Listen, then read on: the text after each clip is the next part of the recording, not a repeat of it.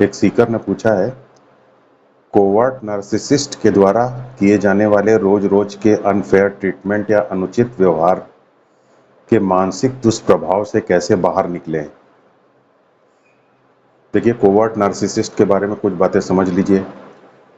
जब आपका वक्त बुरा चल रहा होगा, तो उसका व्यवहार आपके साथ बहुत खराब होगा। जब उसका वक्त अच्छा चल रहा होगा, तो उसका व्यवहार आपके साथ बहुत ज़्यादा खराब होगा। जब आपका वक्त अच्छा चल रहा होगा, तो उसका व्यवहार आपके साथ अच्छा होगा। और जब उसका वक्त बुरा होगा, तो फिर वो हर तरीके से आपको सर्व करने के लिए तैयार है।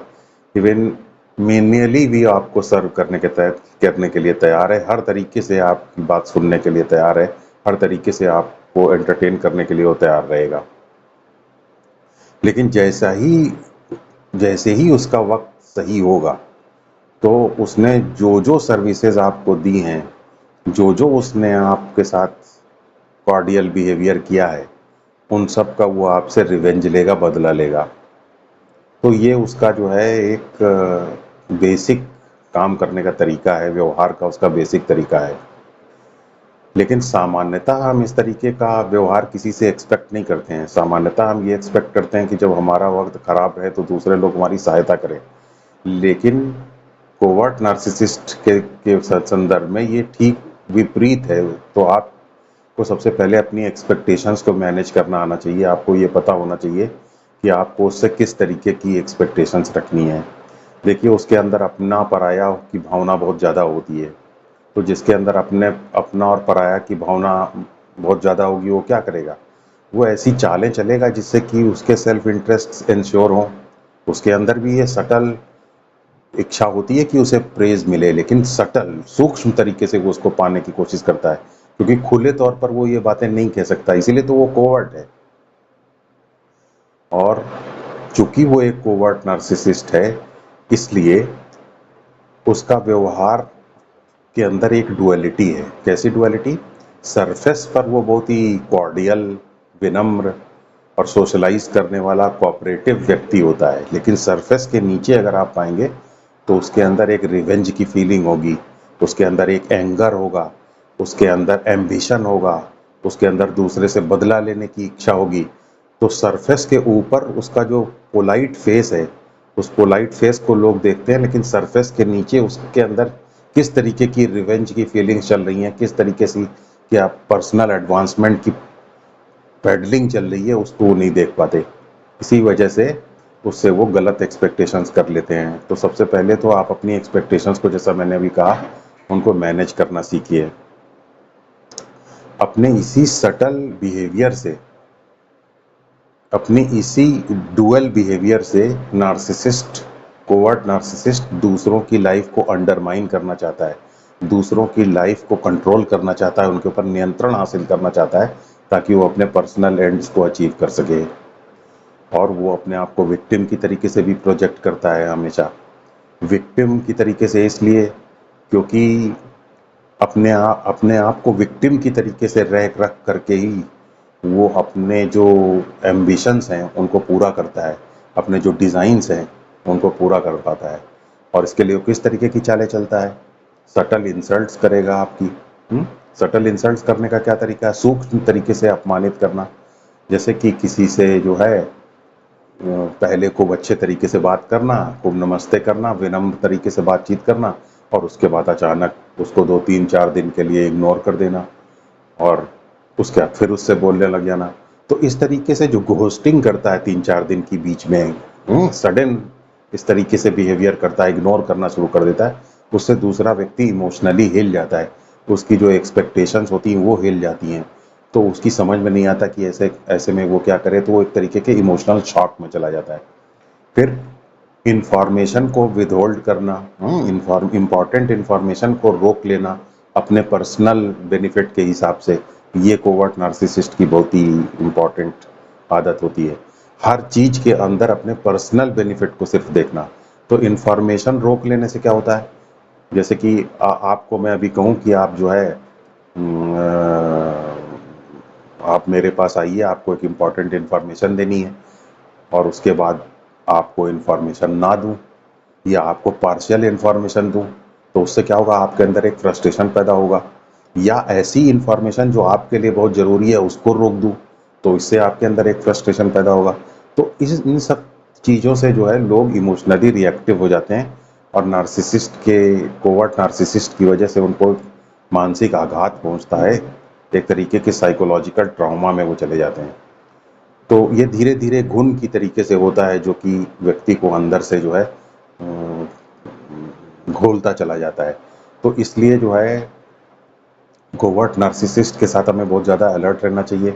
हमें अपनी एक्सपेक्टेशंस को हमेशा उसके साथ मैनेज करना चाहिए। और दूसरी बात, कोवर्ट नार्सिसिस्ट के असेसमेंट को कभी आपको यकीन नहीं करना चाहिए, क्योंकि वो आपके साथ आपका कभी भी असेसमेंट फेयर नहीं करेगा, आपके साथ कभी भी उचित रूप से आपका मूल्यांकन नहीं करेगा। वो अपने बेनिफिट के हिसाब से आपका मूल्यांकन करता है।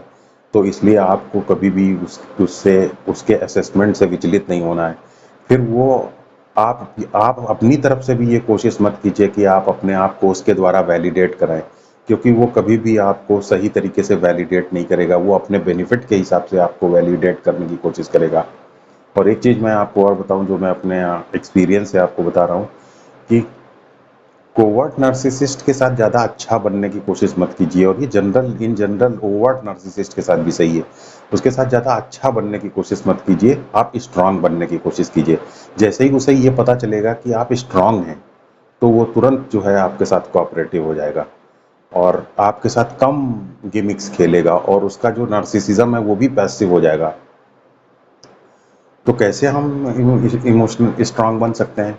स्ट्रांग बनने के कुछ लक्षण हैं। पहली बात, आप अपना बिहेवियर ऑब्जेक्टिव रखिए। एंगेजमेंट आप ज़्यादा पर्सनल मत रखिए। आप इमोशनली अपने आप को एंटेंगल मत कीजिए, इमोशनली भावनात्मक रूप से कोवर्ट नार्सिसिस्ट के अंदर अपने आप को उलझाइए मत। उसको आप पर्सनली प्रोवोक मत कीजिए, क्योंकि अगर आप उसको पर्सनली प्रोवोक करेंगे तो वो आपके खिलाफ दुष्प्रचार करेगा। तो सबसे बेहतर तरीका तो ये है कि जैसे वो आपको इग्नोर करता है, जैसे ही वो आपको इग्नोर करे, तो आप चूंकि आप उसको पहले से ही आप जानते हैं कि उसका बिहेवियर किस तरीके का होगा, तो जब आप पहले से ही जानते हैं तो आपको रिएक्ट करने की क्या ज़रूरत है। इसलिए आप उस पर नॉर्मल बने रहिए, आप अपना हंसी मजाक करते रहिए। तो उससे ये उसको फीडबैक नहीं मिलेगा कि आपको इमोशनल झटका लगा है। क्योंकि अगर आपको देखिए, वो ये लोग तो जो है अपने आप को इमोशनली ही फीड करते हैं, दूसरे के इमोशनल शॉक से अपने आप को फीड करते हैं, दूसरे की नेगेटिविटी से अपने आप को अपना उल्लू सीधा करते हैं। तो जब आप इमोशनल शॉक से रिएक्ट नहीं करेंगे, अपने आप को उसके द्वारा वैलिडेट नहीं करवाएंगे, और आप अपने असेसमेंट को उसके द्वारा किए गए असेसमेंट को सीरियसली नहीं लेंगे, तो क्या होगा? तो धीरे धीरे उसके प्रभाव से आप बच पाएंगे। और मैंने इसी को कहते हैं स्ट्रांग होना। स्ट्रांग होने के लिए जब हम ये बताते हैं दूसरे को कि स्ट्रांग होइए, तो ऐसे ही स्ट्रांग नहीं हो जाएंगे। अपने आप को अपने अपने अंदर एक डिटर्मिनेशन पैदा करके कि मुझे स्ट्रांग होना है, सिर्फ डिटर्मिनेशन से विल नहीं आती है। तो हम कैसे स्ट्रांग हो सकते हैं? स्ट्रांग होने के दो कंपोनेंट्स हैं।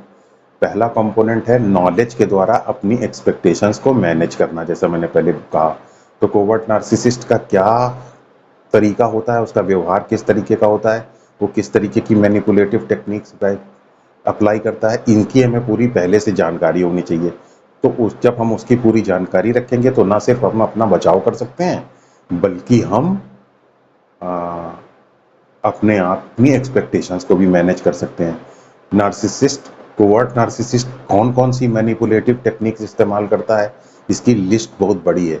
मैंने इसके ऊपर एक वीडियो बनाया हुआ है, उसको आप सर्च कीजिएगा, डिस्क्रिप्शन बॉक्स में भी हो सकेगा तो मैं लिंक दे दूंगा उसका। उस वीडियो में जो है मैंने इसके द्वारा चली जाने वाली चालों की एक डिटेल्ड लिस्ट बनाई है। वो 40-50 मिनट का वीडियो है, उसमें पूरी डिटेल लिस्ट है, तो आप उसको रेफर कर सकते हैं इसकी चालों को समझने के लिए। लेकिन ब्रॉडर रूप से आप इतना समझ लीजिए कि नॉलेज से इसकी इसकी मैनिपुलेटिव टेक्निक्स की नॉलेज से आप अपनी एक्सपेक्टेशंस को भी मैनेज कर सकते हैं, और इसकी चालों से अपना बचाव भी कर सकते हैं। दूसरी चीज़ है, सिर्फ जो है नॉलेज होने से हमें जो है हम अपनी स्ट्रेंथ को मैनेज कर पाएँ, ऐसा नहीं हो सकता, क्योंकि हमारे पास विल नहीं होती है स्ट्रेंथ के मामले में। तो स्ट्रेंथ हम फिर कैसे पैदा करें? स्ट्रेंथ पैदा करने का जैसा मैंने बोला कि एक और कंपोनेंट है, वो है अपने माइंड के ऊपर कंट्रोल। माइंड कंट्रोल करने के लिए मैं यहाँ सबको जाप की टेक्निक बताता हूँ। तो उसका भी मैंने लिंक दिया हुआ है डिस्क्रिप्शन बॉक्स में, तो आप उसको रेफर कीजिए। तो जब आप जाप करेंगे तो आप जो है आपका माइंड धीरे धीरे शांत होता चला जाएगा। जब शांत हो जाएगा तो आप क्या होगा, आपको जब कोवर्ट नार्सिसिस्ट कुछ कहेगा तो आप रिएक्ट ही नहीं करेंगे, इमोशनली आप एंटेंगल ही नहीं होंगे, आप उसके डिज़ाइंस में नहीं फंसेंगे। आप जो ज़रूरी है अपना वो काम करते जाएंगे, पोलाइटली आप उसके साथ बात करेंगे, डिप्लोमेटिकली थोड़ा सा आप रहेंगे, और आप जो कुछ आपके लिए ज़रूरी है वो आप करते रहेंगे। तो इस तरीके से धीरे धीरे धीरे धीरे आपके ऊपर जो मानसिक आघात है उसके असर से आप बाहर निकल पाएंगे।